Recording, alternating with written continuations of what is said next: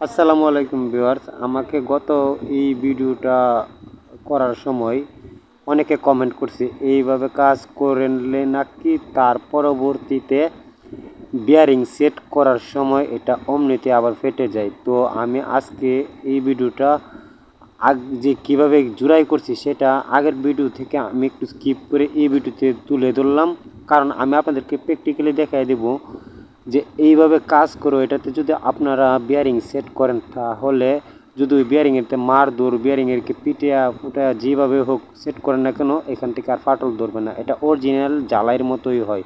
আমি কিন্তু এখানে সুপার গ্লু আর সিমেন্ট ব্যবহার করে কাজটা করছি। তো কাজটা শেষটা অবশ্যই আপনারা যারা গত ভিডিওতে আমার এটা দেখছেন তারা অবশ্যই জানেন। তো আমি আবার আপনাদেরকে একটু রিপিট দেখায় নিলাম। এই যে আমি এটাকে একটু স্লো করে নিয়েছি, দেখুন আপনারা একটু খেয়াল করে।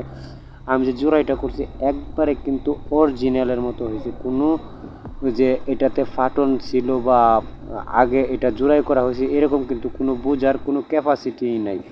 ঠিক আছে বন্ধুরা, এই যে এটা আমার উপরের অংশ, ততক্ষণ দেখাইছিলাম নিচের অংশ, দেখুন আমি কত মজবুত করে কাজটা করছি। ঠিক আছে বন্ধুরা, তো এখানে কিন্তু কোনো ফাটা ছিটা নাই। আমি বিয়ারিংটাকে আগে এই জায়গার মধ্যে রাখার নিচে আপনাদেরকে দেখানোর জন্য এখানে কিন্তু আমি এটার হাতুর দিয়ে পিটিয়ে তার পরবর্তীতে বিয়ারিংটা এখানে সেট করব।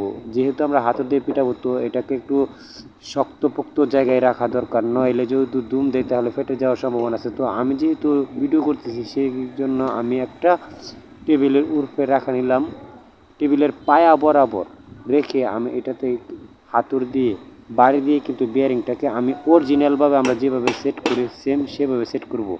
কিন্তু অবশ্যই একটু মাথায় খেয়াল রাখবেন, যেহেতু আমরা এই জায়গায় জোড়াই করছি, বাড়িটা যতটুক সেট করে করা যায় ততটুকু চেষ্টা করবেন। ঠিক আছে বন্ধুরা,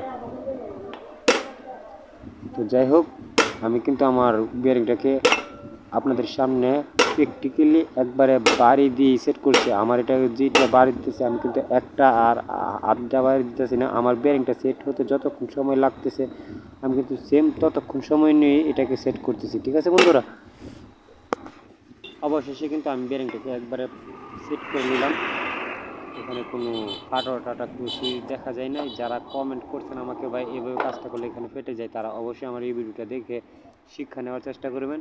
কাজের মতো কাজ করলে কিন্তু কাজ হয়। ঠিক আছে, আর একটু মাথায় রাখতে হবে সেটাকে এটাকে আমি রিপেয়ার কাজ করতেছি। ঠিক আছে, এই জিনিসটা মাথায় রেখে কাজ করার চেষ্টা করছি। আমি এখন সেট আপ দেবো, তো আপনাদেরকে আমি সামনে তুলে ধরলাম। তো আমার ভিডিওটা মূলত এতটুকুই ছিল, যেহেতু আমি শুধু বিয়ারিংটা এটার মধ্যে সেট করার কথা। সুন্দর করে কিন্তু আমার ফ্যানটা ঘুরতেছে, এখন আর আমার ফ্যানে কোনো সমস্যা নাই।